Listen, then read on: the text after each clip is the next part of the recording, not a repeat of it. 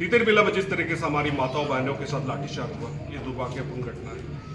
आज तितरबिला में 31 तारीख को बंद का आह्वान किया गया है और सारे कुलान वासियों को अपनी दोस्तूर, अपनी ग्राम सभा, मुंडा व्यवस्था को बचाने के लिए एकजुट होकर एक स्वर में बंद का सपोर्ट करने की जरूरत है, क्योंकि अधिग्रहण डैम क्षेत्र हुआ था ना 1978 से लेके आप देखिएगा डैम डिस्प्लेसमेंट कुजू डैम का वर्गीन स्टेट मिलकर वहाँ पे डैम को अधिग्रहण का तैयारी किया गया। बावजूद बिहार, बंगाल, उड़ीसा अभी तक 6000 करोड़ जो अभी वर्तमान राशि जो आवंटित राशि को ये घटा को उसके 18 में सोशल इम्पैक्ट 14 में आपका सोशल इम्पैक्ट असेसमेंट वाले तय की ना, उसमें उप समिति जो महिला तय की ना, उसमें समझ विधायकों को तय की ना, लेकिन नतुन तो चलिए आपको तय की ना, लेकिन अभी तक लोग सोशल इम्पैक्ट असेसमेंट में इस एरिया में नहीं बनेगा को, लेकिन उसका जो सीएम का कॉपी अभी तक हम तो नहीं देखेंगे। सीएम साइन करते गवर्नर के जरिए प्रेसिडेंट को भेजा, वो कॉपी आज तक नहीं दिखाया गया। और डिटेल प्रोजेक्ट रिपोर्ट में आपका जमीन, जिस एरिया में जमीनों को अधिग्रहण करना है, उस एरिया के एग्रीकल्चर लैंड को बैरन लैंड दिखाया। ये डीपीआर रिपोर्ट आप लोग देख लीजिएगा। वर्तमान डीपीआर रिपोर्ट आरटीए डाले उसमें भी नहीं दिया, उसके पहले का डीपीआर रिपोर्ट में उसमें एग्रीकल्चर लैंड को दिखाई दे रहा। 1992 में भी सेम चीज हुआ था। वर्ल्ड बैंक देखा कि इसमें नवीन कुमार जो वर्ल्ड बैंक से आए थे और अमदल मुंडा वगैरह, उससे बीडी शर्मा वगैरह पूरे डैम एरिया डिस्प्लेसमेंट एरिया में सर्वे किया, तो उन्होंने देखा कि मैक्सिमम आदिवासियों का डिस्प्लेसमेंट का सवाल है। उसमें से 26 पूर्ण डूब क्षेत्र था और 26 पूर्ण डूब क्षेत्र था और 87 गांव को अधिग्रहित करना, टोटल 126 गांव उड़ीसा मिला के अधिग्रहित करना था। तो इन एरिया में दिक्कतें चुनाव होना चाहिए। अभी तक अगर उनको मान लीजिए कि पूर्ण डूब क्षेत्र जो 26 गांव है, उनका pre prior consult local people या ग्राम सभा का अनुमति है या नहीं है, कितने लोगों को आपने रिहेबिलिटेट या रिसेटल किया, ये अभी तक क्लियर नहीं है। ये एक समस्या है। जहां पे भी आदिवासी क्षेत्र में ना, शेड्यूल एरिया में ना, जहां जहां डेवलपमेंट आया, डिस्प्लेसमेंट प्रोपोर्शनेट होता हुआ, डेवलपमेंट हुआ डिस्प्लेसमेंट हुआ। और ये तो छोटा मोटा भूमि अधिग्रहण वाला एरिया है, वो तो गांव के गांव खत्म हो रहा। जबकि वो जो भी जमीन आपका होता है, जमीनों का अधिग्रहण किया जाता है लैंड लॉक करके, जैसे चांडिल दो पहाड़ के बीच में लैंड लॉक करके जाता। ये जो यहाँ पे कुजू डैम बन रहा, सेमी कंक्रीट डैम बन रहा, और सेमी कंक्रीट डैम में उसका एफआरएल लेवल को 214 मीटर का हाइट कर रहा है। 214 मीटर का हाइट अगर होता है तो आप समझ सकते हैं कि जमीन गांव का अधिग्रहण होगा। ये एक कुलान का एरिया में हम लोग डिफाइन कर रहे हैं। अभी वर्तमान में कुलान का एरिया को हम लोग डिफाइन कर रहे हैं। अगर वहाँ मल्टीपर्पज प्रोजेक्ट में को ये लगता है कि ना को अब है कि समस्या, अगर 6000 करोड़ का फंड रिलीज हुआ है तो 6000 करोड़ का फंड में कहाँ किस मद में आपने खर्च किया, ये एक इन्वेस्टिगेशन का मैटर है, विजिलेंस का मैटर। ईडी से इन्वेस्टिगेशन होने की जरूरत है इसमें। और अभी तक जितने भी सांसद विधायक है इस मैटर पे अभी तक बात तो नहीं हो रहा है। अब मैक्सिको में भी इंटर वाटर रिवर कनेक्टिंग किया गया था, उसमें क्या हुआ कि नदियों को जब जोड़ा गया तो पूरा मैक्सिको डूब गया। चाइना में भी वहाँ पे भी चाइना में भी डैम जिस तरीके से बना था, काफी बड़ा एरिया में उसको किया गया था, और वो डैम जैसे ही लैंडस्लाइड हुआ डैम कोलैप्स कर गया।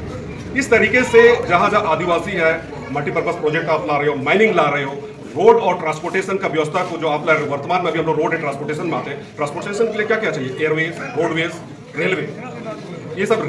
रोड में भी एक क्राइटेरिया क्लासिफिकेशन है, जैसा कि नेशनल हाईवे, उसके बाद फिर आपका state highway, MDR, major district road, ODR, other district road, उसके बाद विलेज अप्रोच। ये पहले आपका विलेज अप्रोच रोड, गांव का विलेज एक दूसरे का कम्युनिकेशन के लिए विलेज अप्रोच रोड बना था। लेकिन वर्तमान में यहाँ पे देख रहा कि एक स्टेशन यहाँ पे आपका है, हर्षवा स्टेशन है, फिर आपका अमदा स्टेशन है, फिर सिक्की पे स्टेशन आगे है, उसके आगे मनोहरपुर में कई कंपनियां वहाँ पे लगेंगी अभी। और ये जो 40% रॉयल्टी आपका मिनरल टोपोग्राफी शीट को आप देखेंगे तो ऊटी क्षेत्र से लेके खरसुआ, मनोहरपुर, सरंडा, जितनी भी जंगल है, मिनरल रिसोर्सेज के लिए ये एक बाईपास रोड का एक निर्माण का प्रक्रिया है। ये प्रक्रिया की शुरुआत है। आने वाले दिनों में ये 50 मीटर रोड तो हम नहीं समझते कि 50 मीटर रोड बननी चाहिए, लेकिन 50 मीटर एमडीआर रोड किस बिल में पास किया हेमंत सरकार को, ये क्वेश्चन करने की आवश्यकता है। अगर डिस्ट्रिक्ट अथॉरिटी और स्टेट अथॉरिटी इस तरह का बिल लाता है तो और किस ठेकेदार को यहाँ पे ठेका जमीन के लिए दिया गया है, वो ठेका आवंटित राशि स्पष्ट होनी चाहिए। अभी तक हमको लगता है कि विश्वास सूत्रों से तो पता चल रही है 33 करोड़ का प्रोजेक्ट है, लेकिन 14 गांव में जो आपने विस्थापित कर रहा है, जो जितने लोगों की जमीनें जा रही, जितने लोगों की खेत जा रहा है, पूजा स्थान जा रहा है, शासन स्थान जा रहा है, उन सबको आपने क्या मुआवजा दिया, ये स्पष्ट कीजिए। सरकार से हमारी पूछने की, ये क्वेश्चन करने की जरूरत है। तितरबिला में जिस तरीके से हमारी माताओं बहनों के साथ लाठीचार्ज हुआ, ये दुर्भाग्यपूर्ण घटना है। आज तितरबिला में 31 तारीख को बंद का आह्वान किया गया है और सारे कुलान वासियों को अपनी दोस्तूर, अपनी ग्राम सभा, मुंडा व्यवस्था को बचाने के लिए एकजुट होकर एक स्वर में बंद का सपोर्ट करने की जरूरत है, क्योंकि आपकी व्यवस्था है, आदिवासियत है, तो ज़मीन है तो आपका व्यवस्था है, भाषा है, भाषा है, सब कुछ है। जिस दिन आदिवासी ज़मीन से वंचित होंगे, आदिवासियत खत्म हो जाएगी दोस्तों। इसीलिए कोशिश कीजिए, जल जंगल ज़मीन को बचाइए। जंगल में भी आपका फॉरेस्ट राइट एक्ट ला दिया है, कुछ एरिया को एलिफेंट कॉरिडोर, कुछ एरिया को आपका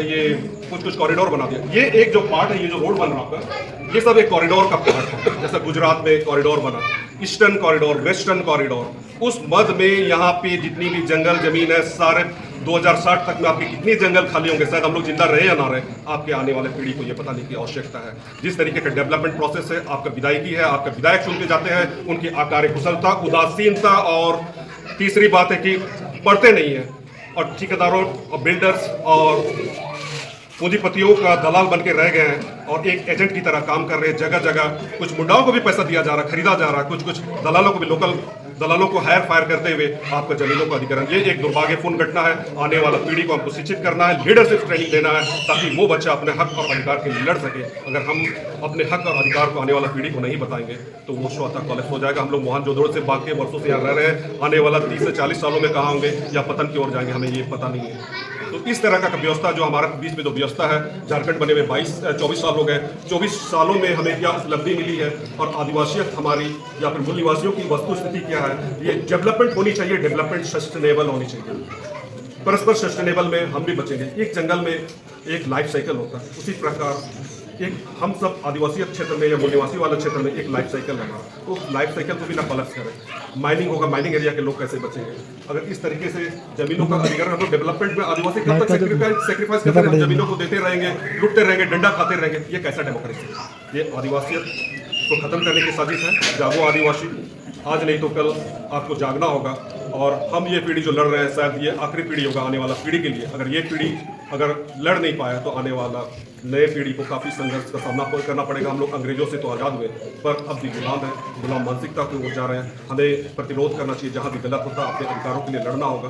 तो हम कोशिश करेंगे और इसी कुलान से आह्वान करेंगे सभी भाई बहनों को कि आप लोग लड़िए अपने हक और अधिकार के लिए। अपने क्षेत्र के विधायकों से पूछिए, सांसदों से पूछिए, आपको जो हमने चुन के भेजे, आप हमारे समाज के लिए क्या करना चाहते हैं, हमारे डेवलपमेंट के लिए आप क्या क्या पॉलिसी लाना चाहते हैं। दिनकर जी ने कहा था कि जैसे यहाँ पे आपके सिंचाई की व्यवस्था है, सिंचाई के लिए तो क्या पॉलिसी लाया पूछा जाए।